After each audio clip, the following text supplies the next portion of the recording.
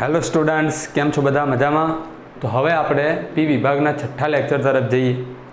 બરાબર. તો પાંચમા લેક્ચરમાં આપણે બેટા શું ભણ્યા? એકવાર યાદ કરો જરાક. હેલોજન સાથેની પ્રતિક્રિયાત્મકતા ભણ્યા આ તત્વોની. બરાબર. એમાં આપણે ભણ્યા PCl3, PCl5, NCl3 આ ત્રણ જળ વિભાજન આપે છે, પરંતુ NF3 જળ વિભાજન આપતું નથી, કારણ કે એ સ્વભાવ કેવું હોય છે બેટા? અધ્રુવીય. સેમ એ રીતે આજે આપણે એક અગત્યના ટોપિક તરફ આગળ જઈશું. હવે છે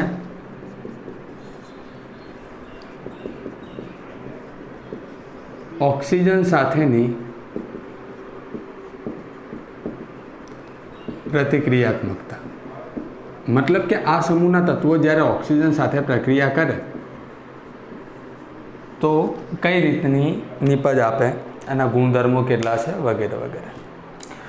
તો પહેલાં આપણે વાત કરીએ નાઇટ્રોજનની. તો આપણે ભણી ગયા કે નાઇટ્રોજન N2 એ લગભગ નિષ્ક્રિય વાયુ છે, કારણ કે એની બંધ એન્થાલ્પી ખૂબ ઊંચી હોય છે. તો એ સરળતાથી કદી પણ ઓક્સિજન સાથે પ્રક્રિયા કરશે નહીં. પરંતુ આ પ્રક્રિયાને જો 3000°C તાપમાન મળી જાય તો આ પ્રક્રિયાથી NO બને છે. શું બને છે બેટા? NO. સેમ એ રીતે P4 એટલે કે સફેદ ફોસ્ફરસ જે કુદરતી હોય છે. સફેદ ફોસ્ફરસ ઓક્સિજન સાથે પ્રક્રિયા કરે તો ઓક્સિડેશન પામે છે. ઓક્સિડેશન પામીને P4O6 અને P4O10 બનાવે છે. P4O6 અને P4O10 બનાવે છે. હવે ફોસ્ફરસ એ સક્રિય હોય છે. એનું કારણ છે એમની વચ્ચેનો બંધ કોણ. બંધ કોણ 60નું હોય છે, એટલા માટે આ વધુ સક્રિય હોય છે, જે આપણે અગાઉ ભણી ગયા. બરાબર. હવે P4O6 ક્યારે બનાવશે? P4O6 એ બનાવે છે જ્યારે ઓક્સિજનનું પ્રમાણ ઓછું હોય ત્યારે શું બનાવે? P4O6. અને જો ઓક્સિજનનું પ્રમાણ વધુ હોય, ઓક્સિજનનું પ્રમાણ જો વધુ હોય તો શું બનાવે બેટા? P4O10. બરાબર. તો આ વસ્તુ આપણે યાદ રાખવાની છે. બરાબર. તો આને ફોસ્ફરસનું ઓક્સિડેશન પણ કહેવાય. ઓકે. હવે આગળ વધીએ.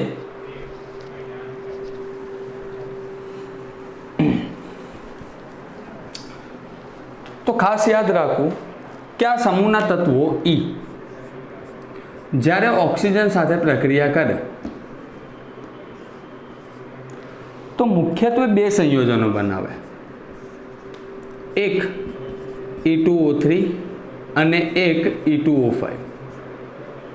હવે આની અંદર ખાસ યાદ રાખવાની બાબતો કઈ બને બેટા? પહેલી વસ્તુ, આની અંદર E નો ઓક્સિડેશનાંક +3 હોય છે અને આની અંદર E નો ઓક્સિડેશનાંક +5 હોય છે. બીજું આના એક્ઝામ્પલ લખીએ. આના એક્ઝામ્પલ છે N2O3 અને આનું એક્ઝામ્પલ છે N2O5. આનું બીજું એક્ઝામ્પલ પણ છે બેટા, જોઈએ કયું એક્ઝામ્પલ છે. P2O3. હવે વાસ્તવિકતામાં P2O3 હોતો નથી, એ ડાયમર સ્વરૂપે હોય. કયા સ્વરૂપે? ડાયમર સ્વરૂપે. એટલે P2O3 નો જ બીજો મતલબ થાય P4O6. આ વસ્તુ યાદ રાખવાની છે. બરાબર. સેમ P2O5 પણ હોતો નથી, આ પણ ડાયમર સ્વરૂપે જ હોય છે. અને ડાયમર સ્વરૂપે હોય એટલે આને P4O10 લખાય. તો P2O5 નો બીજો મતલબ છે P4O10 જ છે બેટા, વધુ ઓક્સિજન અને ઓછું ઓક્સિજન. બરાબર. હવે ખાસ અગત્યની બાબતો આપણે ચર્ચીએ કે આ સમૂહના તત્વો એકવાર લખી દઈએ બેટા. કયા કયા છે? નાઇટ્રોજન, ફોસ્ફરસ, આર્સેનિક, એન્ટીમની અને બિસ્મથ. હવે ધ્યાન આપજો આ વાત ઉપર. નાઇટ્રોજન અને ફોસ્ફરસના જે ઓક્સાઇડ હોય છે ને, એ મોટે ભાગે એસિડિક ઓક્સાઇડ હોય છે.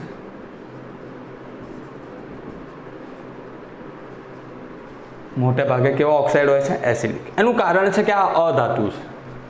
અને આપણે ભણી ગયા છે કે અધાતુના ઓક્સાઇડ મોટે ભાગે કેવા હોય બેટા? એસિડિક. બરાબર.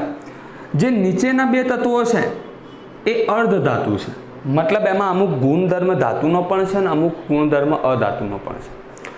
અને આ જે છે ધાતુ છે, આ કયું તત્વ છે? ધાતુ. અને ધાતુના ઓક્સાઇડ હંમેશા બેઝિક સ્વભાવ ધરાવે. કયો? બેઝિક. હવે ધ્યાન આપજો, અધાતુના ઓક્સાઇડ એસિડિક, ધાતુના ઓક્સાઇડ બેઝિક. તો હવે ઉભયગુણીના કેવા અર્ધ ધાતુના કેવા ઓક્સાઇડ હશે? ઉભયગુણી. કેવા? ઉભયગુણી ઓક્સાઇડ. કેમ બેટા? કારણ કે અમુક ગુણધર્મ ધાતુ જેવા છે, ને અમુક ગુણધર્મ અધાતુ જેવા છે. મતલબ બંનેના ગુણધર્મો ઓક્સાઇડમાં જોવા મળશે. હવે આપણે શું કરીશું? એક વસ્તુ યાદ રાખજો કે હંમેશા નાઇટ્રોજન અને ફોસ્ફરસના E2O3 સ્વરૂપ એસિડિક હોય છે. કેવો હોય છે? એસિડિક હોય છે. હવે આપણે શું ભણવાના છે? આપણે ભણ્યા કે નાઇટ્રોજન અને ફોસ્ફરસના જે ઓક્સાઇડ છે મોટે ભાગે એસિડિક છે. તો હવે એ જેટલા પણ સંયોજનો આપે છે એની અંદર એસિડિક સ્ટ્રેન્થ એટલે કે એસિડની પ્રબળતાનો આપણે અભ્યાસ કરીએ. ચલો, લખવું હોય તો લખી દો, સ્ક્રીનશોટ લઈને પછી આગળ વધીએ.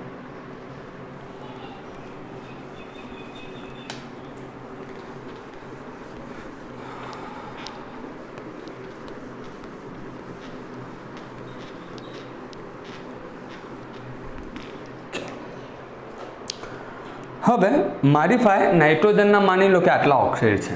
એક N2O, NO, N2O3, N2O4 અને N2O5. બરાબર. હવે પહેલી વસ્તુ, આની અંદર નાઇટ્રોજનનો ઓક્સિડેશનાંક +1 છે, આની અંદર +2 છે, આની અંદર +3 છે, આની અંદર +4 છે અને આની અંદર +5 છે. હવે આપણે એસિડિક સ્ટ્રેન્થ એટલે કે એસિડિક પ્રબળતા આપણે નક્કી કરવાની છે. તો સૌથી વધુ એસિડિક પ્રબળતા હશે N2O5ની.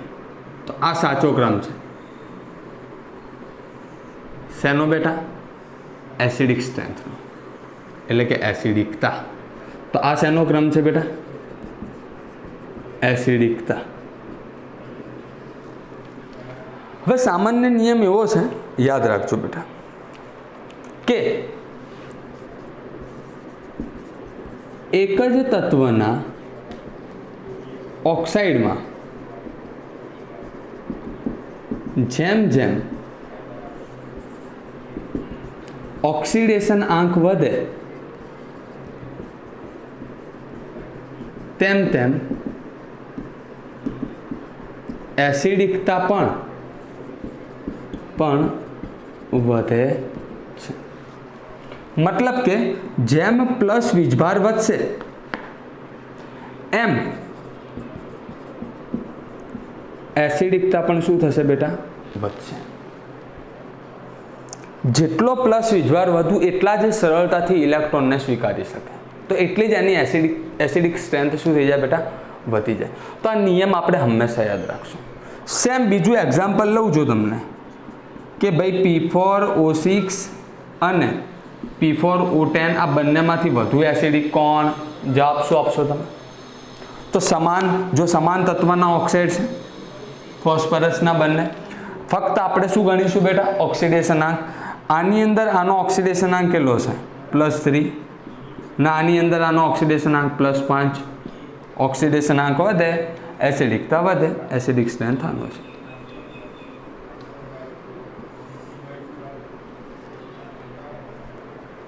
બરાબર.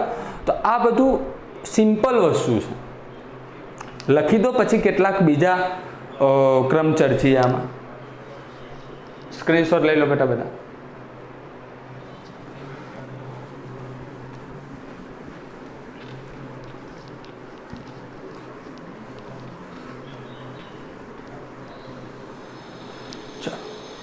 હવે આગળ વધીએ કે ક્રમ દર્શાવવાના છે બેટા તમારે N2O3 અને N2O5 આ બંનેમાંથી વધુ એસિડિક કોણ ઓક્સિડેશન આંક ઉપરથી નક્કી કરીશું.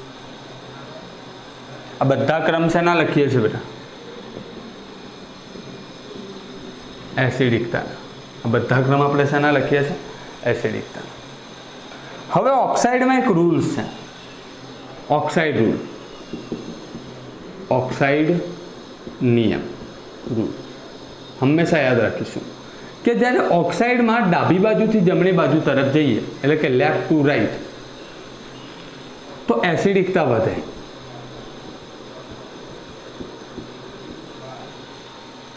પણ જ્યારે ઉપરથી નીચે તરફ જઈએ અપ ટુ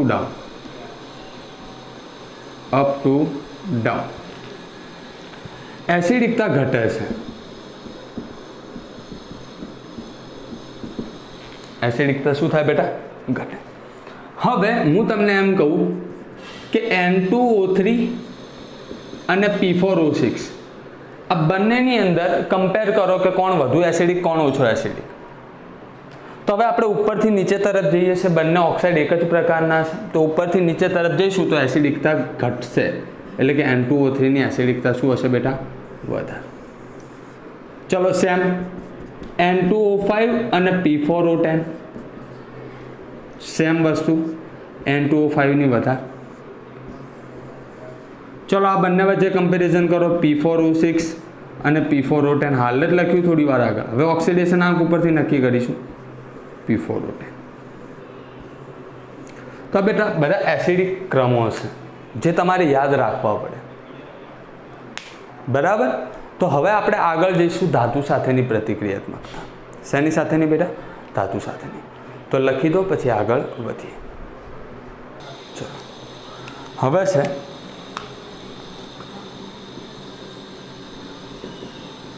ધાતુ સાથેની પ્રતિક્રિયાત્મકતા. હવે તમને ખબર છે કે ધાતુ સરળતાથી ઇલેક્ટ્રોન આપે છે એની વિતરણતા ઓછી હોય છે એટલે ધાતુ હંમેશા ધન અવસ્થામાં રહેશે. તો આ સમૂહના તત્વોને ઋણ અવસ્થામાં રહેવું પડશે અને ઋણ અવસ્થામાં આનું મેઇન ઓક્સિડેશન આંક તો લખીશું ધાતુ સાથે -3 ઓક્સિડેશન આંક ધરાવતા દ્વિઅંગી સંયોજનો બનાવે છે. કેટલાક એક્ઝામ્પલની વાત કરીશું. જોઈએ બેટા જરા કેટલાક એક્ઝામ્પલ માની લો કે Ca3N2 આને કહેવાય calcium nitride. Same Ca3P2 calcium phosphide બરાબર. જેમ કે Na3As બરાબર સોડિયમ આર્સેનાઇડ વગેરે. તો આ રીતના સિમ્પલ તત્વો બનાવે છે ધાતુ સાથે દ્વિઅંગી સંયોજનો બનાવે છે. હવે આપણે બહુ અગત્યનો ટોપિક ભણવાનો છે આગળ છે કે સમૂહના તત્વો કરતાં નાઇટ્રોજન અલગ સ્વભાવ ધરાવે છે કેટલાક. એના વિશે આપણે ભણવાનું છે બરાબર. તો આ લખી દો પછી આગળ વધીએ. તો આપણે ખૂબ અગત્યનો પ્રશ્ન ભણીશું હવે. નાઇટ્રોજનના અનિયમિત ગુણધર્મ શું છે બેટા નાઇટ્રોજનના અનિયમિત ગુણધર્મ. હવે તમને ખબર છે ધોરણ 11માં તમે ડિટેલમાં ભણી ગયા કે કોઈ પણ સમૂહ હોય એનું પ્રથમ તત્વ હંમેશા બીજા બધા તત્વો કરતાં શું પડતું હોય છે અલગ.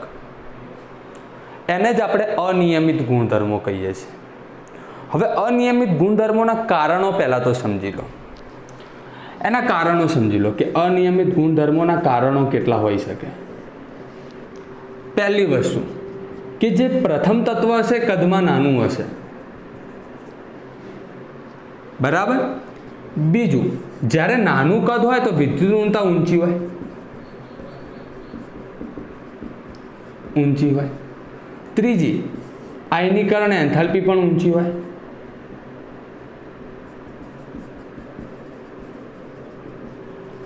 પણ કેવી હોય? ઊંચી. અને ચોથું, એની પાસે ખાલી ડી કક્ષક ના હોય, તો ખાલી ડી કક્ષકનો અભાવ.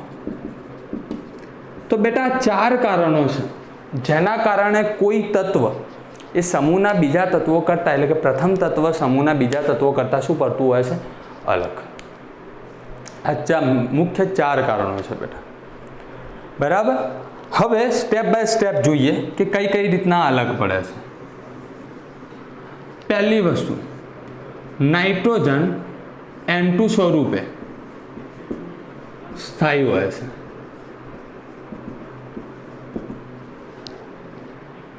N2 માં નાઇટ્રોજન વચ્ચે કેટલા બંધ હોય છે બેટા? 3. એક S નો અને 2 P ના. બરાબર. N2 સ્વરૂપે સ્થાયી છે. બાકીના તત્વો એકલ બંધ બનાવે છે. જેમ કે ફોસ્ફરસ એકલ બંધ બને, આર્સેનિક એકલ બંધ બને, એન્ટીમની એકલ બંધ બને. પણ નાઇટ્રોજન કેટલા બંધ બને? ટ્રિપલ બંધ બને. હવે પહેલી વસ્તુ, નાઇટ્રોજન સિંગલ બંધ, NN અસ્થાયી હોય છે. આનું કારણ આપણે સમજી ગયા. જો નાઇટ્રોજન વચ્ચે સિંગલ બંધ બની જાય તો એ અસ્થાયી હોય. એનું કારણ છે કે નાઇટ્રોજનનું કદ નાનું છે. હવે કદ નાનું હોય તો થાય શું? જ્યારે કદ નાનું હોય તો નાઇટ્રોજન જ્યારે સિંગલ બંધ બનાવે તો એને બાકી વધેલા જે લોન પેર છે એ એકબીજાની નજીક હોય. કારણ કે કદ કેવું છે? નાનું. નજીક હોય તો આમાં અપાકર્ષણ વધી જાય. અપાકર્ષણ વધે એનો મતલબ ઉર્જા પણ શું થઈ જાય? વધી જાય. જેટલી ઉર્જા વધુ, સ્થાયીતા એટલી ઓછી. આ વસ્તુ આપણે યાદ રાખવાની છે.